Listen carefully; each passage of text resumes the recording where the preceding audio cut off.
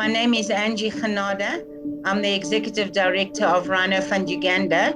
We currently have 30 rhinos on the sanctuary, and we're expecting 4 births later this year in August and September.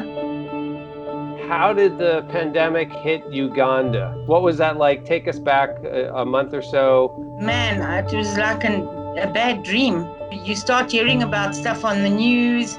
You sort of think, oh, well, this is just going to go over. You start seeing the stats of countries all over the world, excepting for Africa, and you think, okay, we're safe. And then all of a sudden, it's like it's real.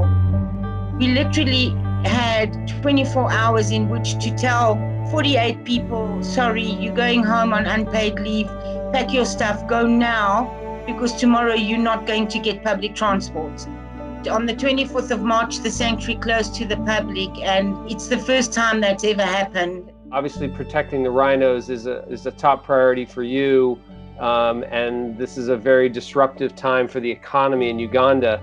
Have you had any experiences with poaching so far during the pandemic? We are on high alert. Our patrols have intensified. We're just doing as much as we possibly can. We understand that it's a dangerous time. The security of the rhinos is the number one priority. Yeah, that is what we do.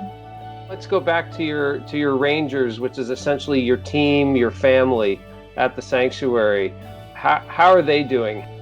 You know what? Their morale is extremely high. They're fantastic people, and they're extremely committed and dedicated. And I've promised them that I will do everything I possibly can to make this right for them. So basically, as of May 1st, 2020, your bank loan ends. And then you're, like you said, you have to look for funding wherever you can. Unfortunately, the money we've got available now is an overdraft at the bank. And that's only going to pay their salaries at the end of this month. Then we've got zero. When I started here in 2008, we were funding reliant, and it was extremely difficult then already to get funding for a white rhino project. About a year later, I made the decision and I said, look, this is nonsense.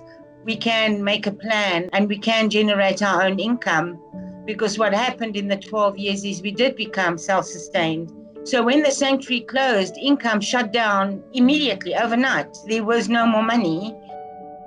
It would be extremely sad to lose all of that because of a pandemic. It would be sad that people don't understand and acknowledge the success of this project to date and say, you know what, this needs to carry on. We have to help it. We can only rely on individuals now. I personally will do everything I possibly can to save this project.